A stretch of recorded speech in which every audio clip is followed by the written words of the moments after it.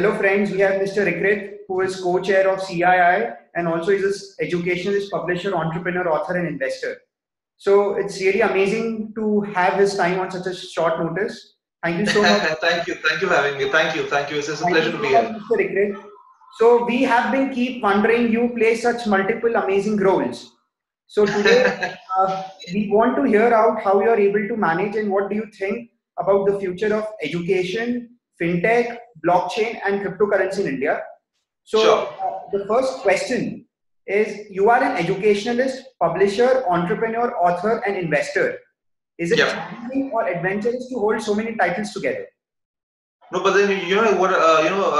First I'll say that it's a pleasure to be on Cryptbuzz. Of course, it's my first time on the platform, and then we spoke on the phone, and that's how I think we got in touch as well. And then I like to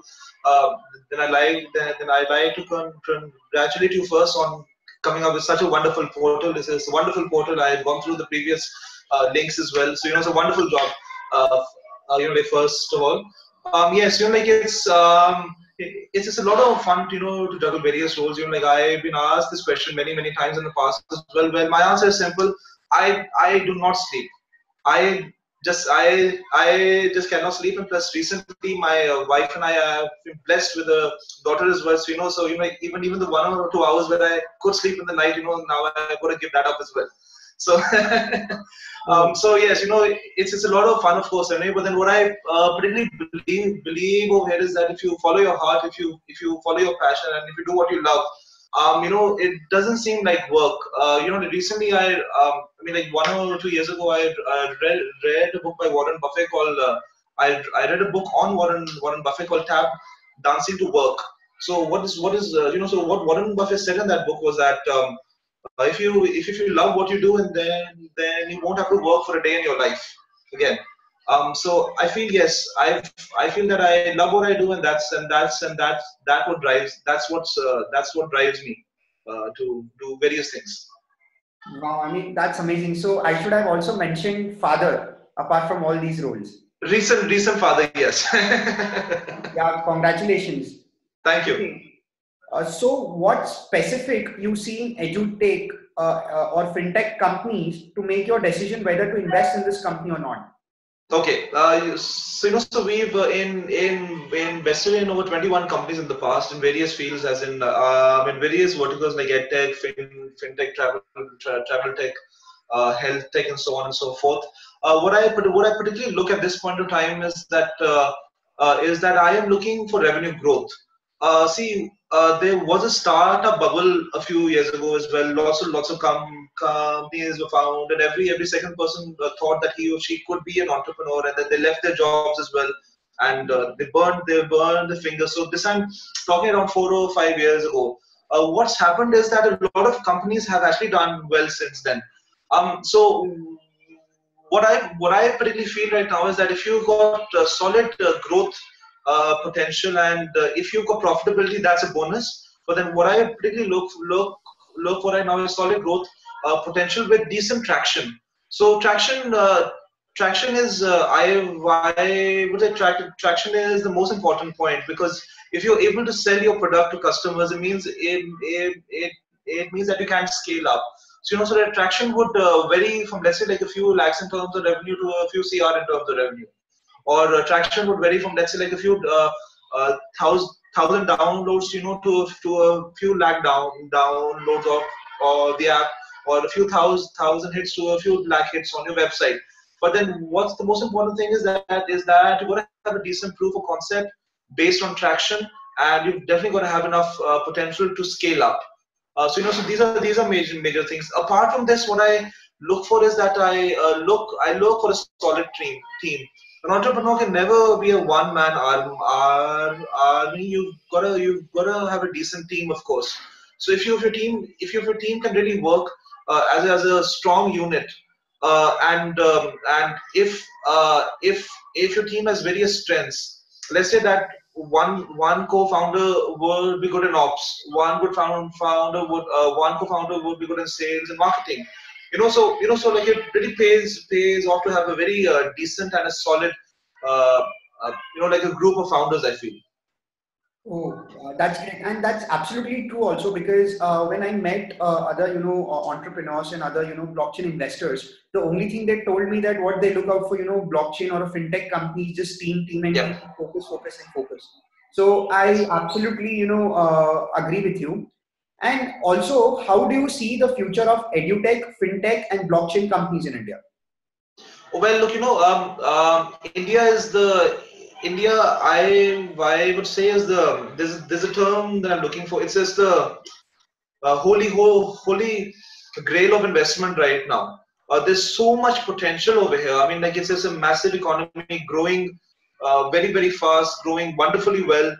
So yes, there's a very bright future for medtech, blockchain, fintech, and various other companies as well. But then I particularly feel that medtech hasn't even scratched the surface. Also, fintech hasn't even scratched the surface. I was recently interviewed in a magazine as well, and plus I mentioned over there that the education market in India is virtually untapped. Similarly, the fintech market is also virtually untapped right now. There's so much potential. We are gonna have around 1 billion users within the next 1 or 2 years of the internet. Around a billion Indians will be using the internet, and we barely got around 460 to 500 million using the net right now. So if you see, if we add another 500 million, there's immense potential for any type of company over here as well. There's someone who just got in touch with me from Brazil.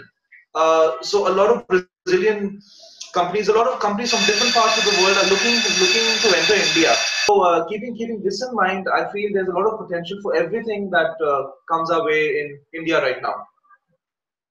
Yeah, that's absolutely true. So I have also seen a lot of ICOs, initial coin Yes. offerings coming out just to cater to the unbanked population in the entire world, and they say that Yeah. the 3 to 4 billion population is still unbanked across the globe, and the Yes. major ones are in India and Africa. Yeah. So that's like very true.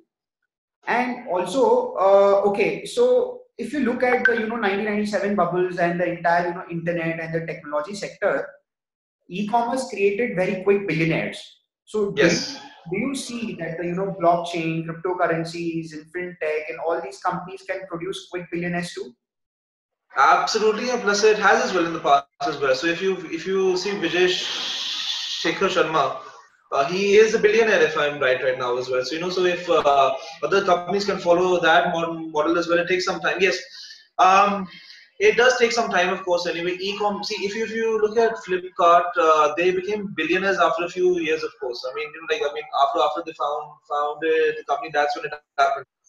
So yes, it does take some time, but then blockchain uh, billionaires uh, would arise very soon. I feel because it's a new tech in India. Everything takes time to become big in India, but then once it does become big, it becomes big, right? So yes, it will of course take some time, but yes, there are a few role models that we have right now. A lot of fintech entrepreneurs are on the way to become billionaires. You've got Kunal Shah from Free Charge, and plus you've got a few other role models as well over there as well. So yes, it is going to happen. It has to happen eventually.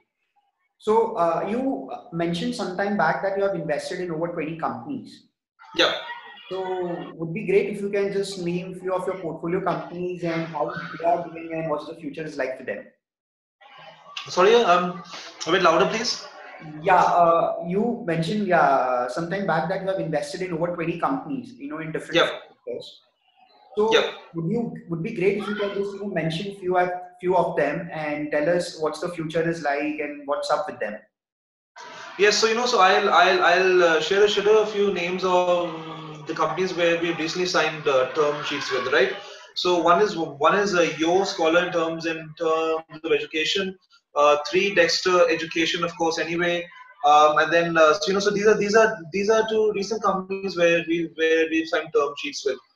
So particularly what I feel is that education is my forte, of course, because since we've got a chain of schools that we run in North India, my core business is of course education. So yes, these companies have immense potential. A lot of them are doing very well, and I'm very happy to say that all of our companies are profitable. A few have gone bust in the past as well. So so what I've particularly seen that when it comes to in investment, what you've got to understand is that 9 out of 10 companies will not do very well.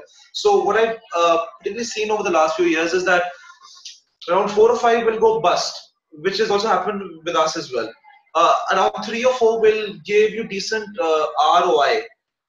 Right, around 1 or 2 will do exceptionally well, and that's what's happened to us as well, right? So yes, there is a bright future for our in investments. Let's just see what happens in the next few months and the next few years. Then. Yeah, absolutely. I'm reminded of Jack Ma, saying in the World Economic Forum that education system has to be, really change. Humans has to get smarter than the machines. Otherwise, machines will take over the Yes, human. it has to change. So it's like a very exciting and amazing times, and it's like very great to see because few investors take chances in investing in edutech companies because there's kind of a lot of risk involved. Because looping in the Yes. principals, colleges, and everybody is like a very tedious process. There is a lot of bureaucracy and stuff. So it's like absolutely amazing to have a great investor in India. More focused on edutech companies. So, Thank you. okay. So, my next exciting question would be, how do you see cryptocurrencies going to dominate the global financial sector? Well, they are right now as well because like if you've followed cryptocurrencies over the past few weeks, it's been a bloodbath. It's been a tremendous bloodbath, and now we are recovering. Recently, like yesterday, I saw that Bitcoin grew by around 24%.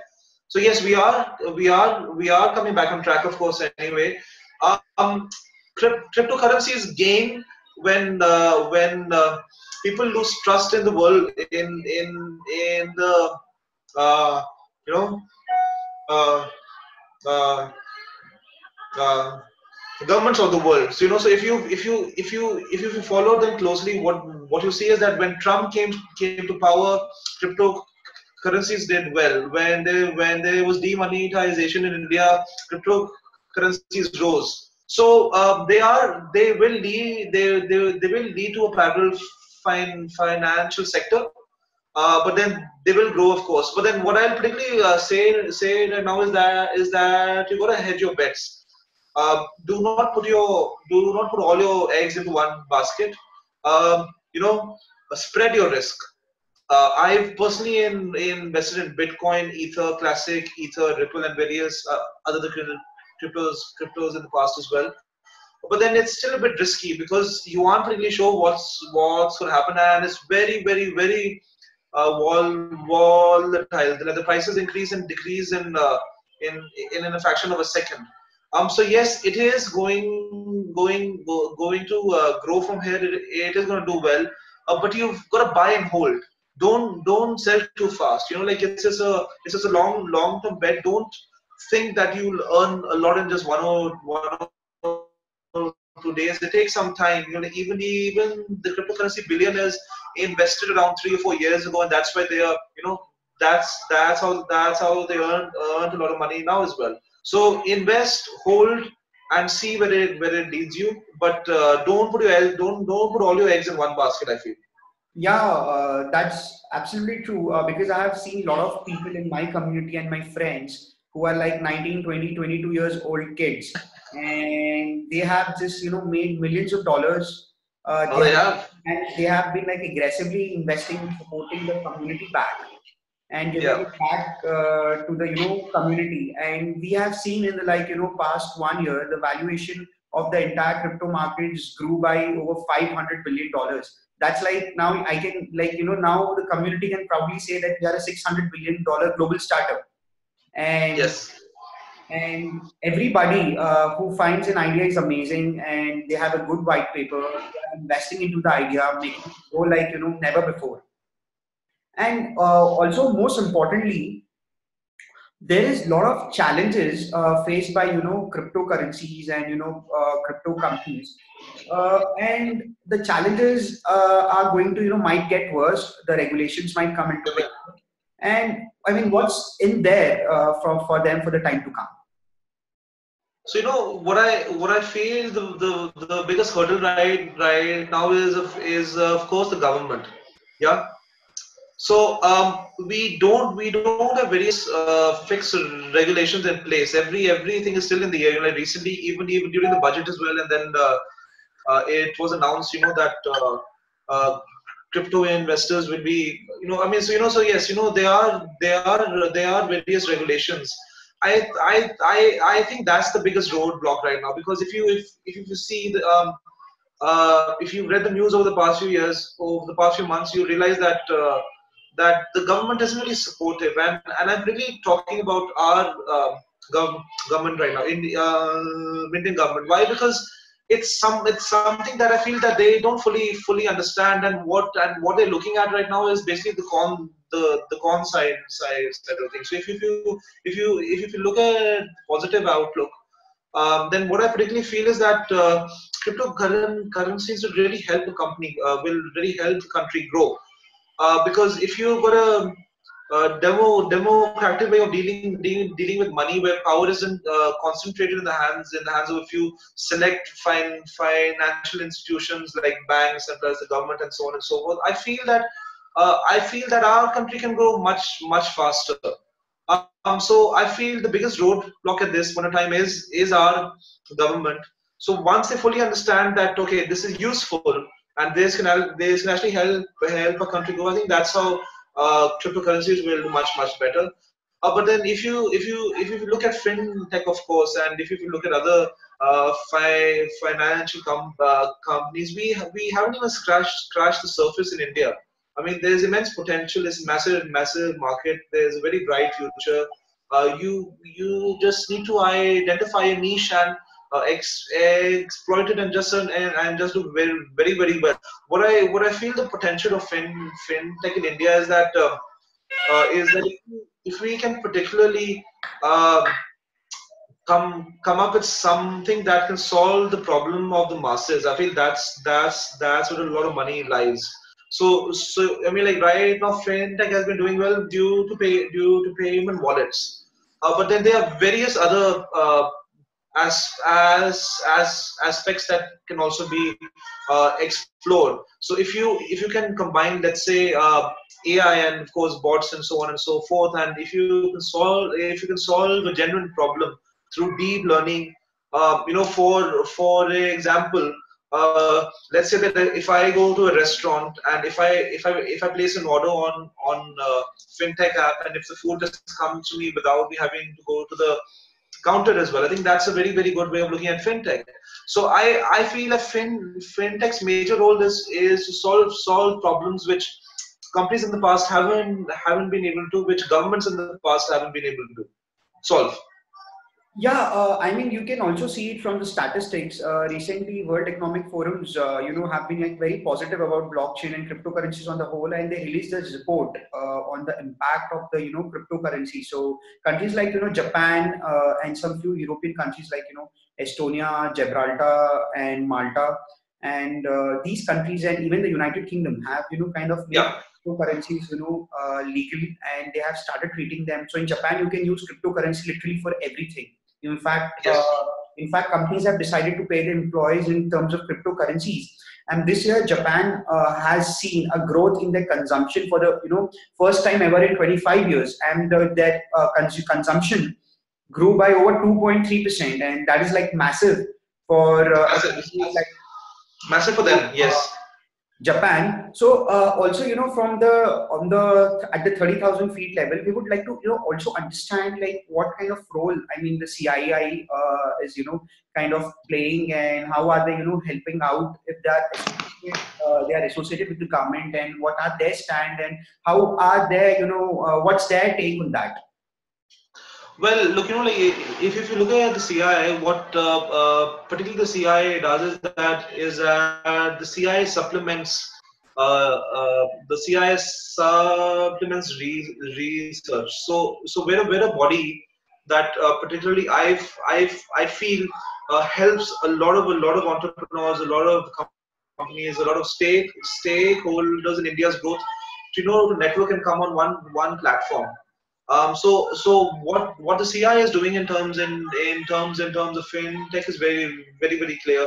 We are first of all understanding how this is going to help the country, and second of all, we are giving recommendations and a platform for the masses to understand how this can particularly help them. So we've come up with some events. We've come up with some lecture series. There are various speakers who go and talk, who go and talk in various forums. We also meet the government. We help them understand the role of fintech and so on and so forth as well. So yes, the CI is a growth driver in terms of various industries in India. Plus, we try and support everyone to grow. I think that's what we mostly do. Yeah, and one last question. What is the best advice you would like to give to all the entrepreneurs and startups out there? And if they wish to reach out, what's the best way to reach out to you and have your mentorship? Oh, well, I am fairly active on LinkedIn. So if you want to get in touch with me, I'm very prompt over there. I post every other day as well if I can. I answer to messages very fast as well. I like a lot of posts. I comment on a lot of posts as well. So I feel the best way to get in touch with me is on LinkedIn. Recently, I joined Twitter, but then I'm not very active on Twitter. LinkedIn is the best way, and of course, mail, and So LinkedIn.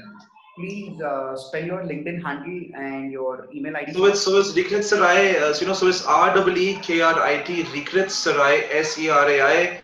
So if you're on LinkedIn, you can connect with me over there as well. I'm very active, and I'll ask any question that you want, and I'm the first person to answer. Yeah. Thank you so much, Mr. Thank Reekrit, you. for such a wonderful interview. It was really pleasure talking to you. Thank you, Prashant. Hope there is something amazing and comes out in terms of blockchain, cryptocurrencies, edutech, fintech, everywhere across the startup ecosystem. Fingers crossed, right? Yeah, Let's see. absolutely. Yeah. Right. Thank you so much. Looking forward to see you soon. Thanks a lot. Thanks a lot. It is a pleasure to talk to you. Have a wonderful day. Have a wonderful weekend. See you soon, Yeah. Prashant. Thank you. Thank you so much. Same to you. Thank you.